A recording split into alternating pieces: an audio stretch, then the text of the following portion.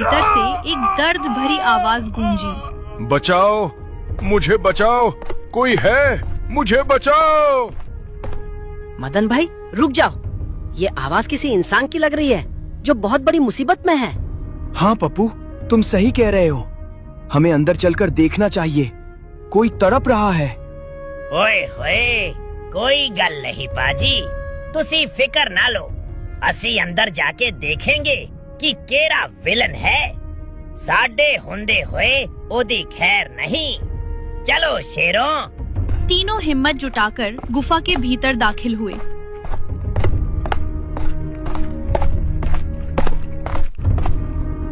वहां का नजारा देखकर उनके रोंगटे खड़े हो गए।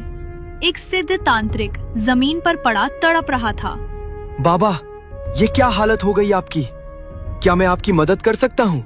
देर मत करो मदन भाई, बाबा को जल्दी मेरी पीठ पर ला दो, इन्हें वैद्य के पास ले चलते हैं। ओए बाबा जी, तुसी घबराना नहीं, असी थोड़ी पूरी मदद करेंगे, थानू कुछ नहीं होने दवांगे, बस थोड़ा हौसला रखो पाजी। नहीं नहीं बेटा, अब बहुत देर हो चुकी है। जो मेरी किस्मत में लिखा था वो मुझे भोगना ही था। मेरे ही लालची चेले ने मुझे जहर पिला दिया। वो मुझसे मेरी सबसे कीमती चीज छीनना चाहता था। वो एक गलत चीज उठाकर भाग गया जो उसका विनाश कर देगी। लेकिन जो असली अमानत है वो अभी भी मेरे पास है। इतना बोलकर तांत्रिक एक जादुई आईना प्रकट करता है। मैं किसी नेक इंसान का इंतजार कर रहा था और कुदरत ने तुम्हें भेज दिया। ये जादुई शीशा अब तुम्हारी अमानत है। सुनो बच्चों, ये आईना हमेशा तुम्हारे हाथ में नहीं रहेगा। जब भी तुम मुश्किल में हो बस इसे पुकारना, कहना, हे जादुई आईने प्रकट हो। ये तुरंत तुम्हारे सामने हाजिर हो जाएगा और तुम्हें सही रास्ता दिखाएगा। मदन, बंटी और पप्पू फटी आंखों से उस आईने को देख रहे थे। बेटा, बस एक बात याद रखना, कभी इस शीशे से लालच मत करना। सिर्फ अपने हक की चीज मांगना और नेक नियत रखना। जब तक तुम्हारी नियत साफ है, ये तुम्हारा दास बनकर रहेगा। इतना कहते ही तांत्रिक के शरीर में एक हलचल हुई और उनकी आंखें हमेशा के लिए बंद हो गईं। गुफा में सन्नाटा छा गया। तांत्रिक बाबा ने मरते मरते भी हमारा भला सोचा है। हम यहाँ से अभी नहीं जा सकते। हम सुबह होने का इंतजार करेंगे और पूरे मान सम्मान के साथ इनका अंतिम संस्कार करेंगे। इन्हें अग्नि देकर पंच तत्व में विलीन करना हमारा फर्ज है। अगली सुबह मदन ने तांत्रिक का अंतिम संस्कार किया। राख को नमन कर तीनों ने फिर से अपनी मंजिल की ओर कदम बढ़ाए।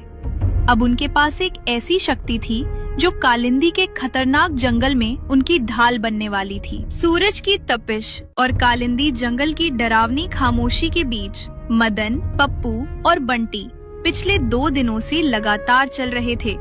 चारों तरफ ऊंचे ऊंचे पुराने पेड़ थे जिनकी टहनियां आपस में उलझी हुई थीं, जैसे कोई जाल बिछा हो। रास्ता कहीं नजर नहीं आ रहा था। पप्पू भाई, मेरे तो पैर जवाब दे रहे हैं।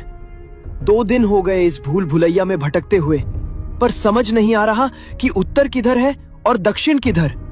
ऐसा लग रहा है हम गोल गोल घूम रहे हैं। सच कह रहे हो मदन भाई, मेरी आंखों के सामने भी अब अंधेरा छा रहा है।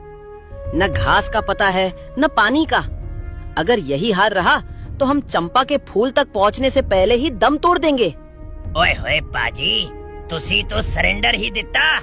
अरे ओ चकवे, ओ तांत्रिक बाबा ने जो शीशा दिता सी ओ किस दिन काम आऊगा? ओनू बाहर कड्डो। जे मुसीबत काम नहीं आया ता की ओदे चसी अपनी शक्ल देखनी है? कड्डो ओनू बाहर।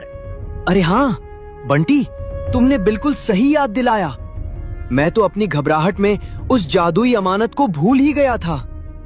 हे जादुई आईने, तुम जहाँ कहीं भी हो मेरे सामने हाजिर हो जाओ।